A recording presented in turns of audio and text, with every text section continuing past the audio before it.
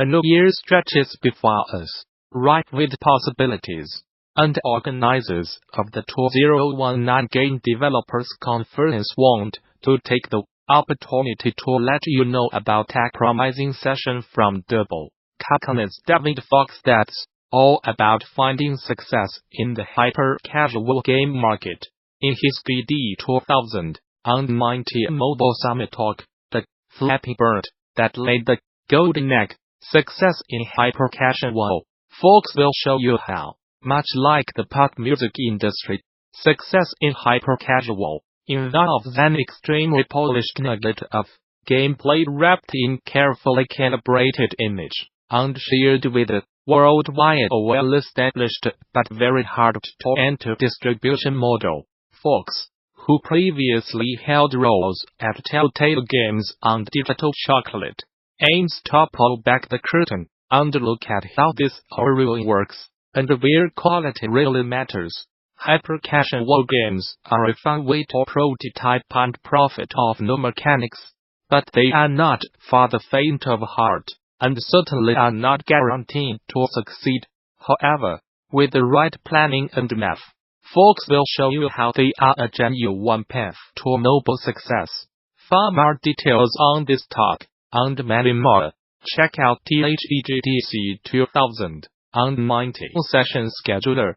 There you can begin to lay out your GD week, which takes place March 18th through the 22nd at the newly renovated Moscone Center in San Francisco. Bring your team to GD, register a group of 10 or more and save 10% on conference passes. Learn more here.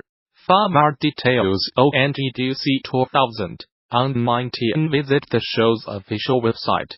Subscribe to regular updates via Facebook, Twitter, RSS. Gamasutra and GD are sibling organizations under parent company Informa.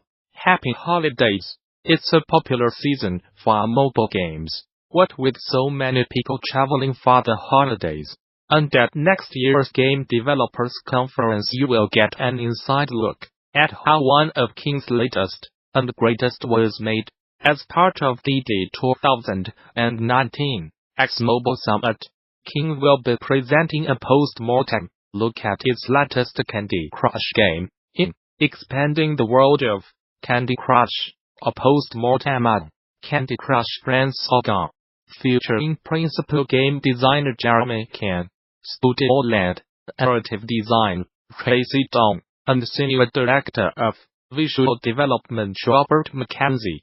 This session will walk through the process of how the development team expanded the game world and built upon this billion-dollar to create a more accessible game, including adding collection and other gameplay elements, redesigning the look of the characters, and retrofitting a new narrative foundation. Make time to attend, and you are likely to walk away with practical learnings about the game design, art vision, and the strategy behind the making of this new Candy Crush game, as well as the goals and challenges of expanding the world of this successful IP. For more details on this talk, and many more, check out GDC 2019 session scheduler. There you can begin to lay out your GD week, which takes place March 18th through the 22nd at the newly renovated Moscone Center in San Francisco. Bring your team to GD, register a group of 10 or more and save 10% on conference passes. Learn more here. For more details on GDC 2019, visit the show's official website. Subscribe to regular updates via Facebook, Twitter, RSS. Gamasutra and GD are sibling organizations under parent company Informa. This was originally published here. Are you looking for inverse dynamics in Unity? Unity's physics engine, physics. It does not exist as far as I can tell, but it does exist for other physics engines, such as Bullet and possibly Open Dynamics engine. Luckily, inverse dynamics is not too hard to implement in Unity. Unity does have an IK, inverse kinematics, feature, but that only helps you with kinematic motion, and not with physical-based motion. You do not want your humanoid character to just move. You also want him to move realistically. That's where inverse dynamics comes in. Before we dive into the implementation details, you can find an overview of inverse dynamics, an overview of inverse kinematics, in this article. First, we will go over an abstract algorithm, so you understand the high-level procedures to implement the inverse dynamics algorithm. Then, we will go over the actual equations you need to implement the algorithm. Finally, we will go over the base cases necessary for this recursive algorithm. The ultimate output of inverse dynamics are the forces and torques of the rigid body required to make a movement, with the inputs being the orientations, angular velocity, and angular acceleration at each joint. One algorithm to achieve this output requires a forward iteration from the root link to the final output link, and then a backward iteration from that final output link back to the root link. It is called the recursive Newton-Euler algorithm, RNE. It was developed by Walker and Paul in 1980, and it continues to be championed to this day by other researchers, such as Featherstone and Motic. The first part iterates from the root limb to the final limb. For each limb, it computes the angular velocity and angular acceleration of the limb. The computation for the angular velocity and angular acceleration of each limb is based on the angular velocity and angular acceleration from its inboard neighbor limb. For each limb, it computes the linear acceleration at the inboard joint. Computing the linear acceleration at the joint is based on the angular velocity and linear velocity from its inboard neighbor limb. This process of computing angular and linear velocities accelerations for each limb, from root limb to final limb, is called velocity acceleration propagation. This is because each velocity acceleration is based on the velocity acceleration from the neighboring inboard limb. In other words, the previous limb. The rest of the computations for each limb are based on the limb's own angular velocity, angular acceleration, and linear acceleration at the joint. For each limb, it computes the linear acceleration at the limb center of mass. For each limb, it computes the internal forces for each limb.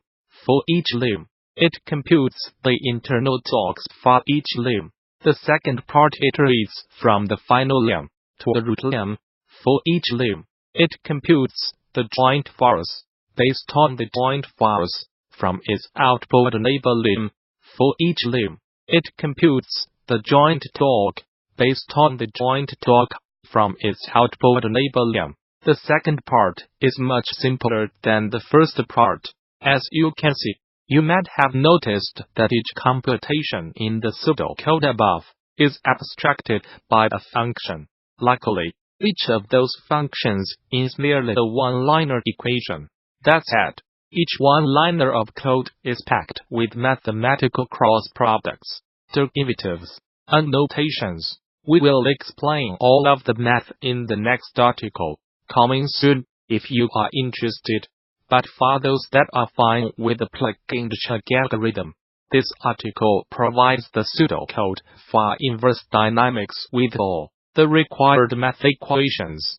First, here are some definitions and figures. If some of the prefix and postfix notations did not make sense, here is a diagram to help clarify. With that in mind, we move on to the actual algorithm. That's the Newton-Euler method. Part 1 iterates forwards from the root limb. Part 2 iterates backward from the final limb. This is a recursive method, but as you can see, it does not need to be implemented recursively. It is called recursive because most computations rely on the value s from its inboard-outboard neighboring limb. However, it is useful to implement inverse dynamics recursively. when an inboard link is connected to multiple outboard links. In other words, a parent has multiple children, such as a common tree structure. Otherwise, if it is just a mom, then you have more of a linked list structure without need for recursion. Being that this is a recursive algorithm, we will need base cases for part 1 and part 2.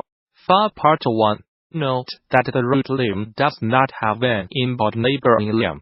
Therefore, we can just treat any value, such as acceleration, angular velocity, or angular acceleration, this non-existent limb as 0.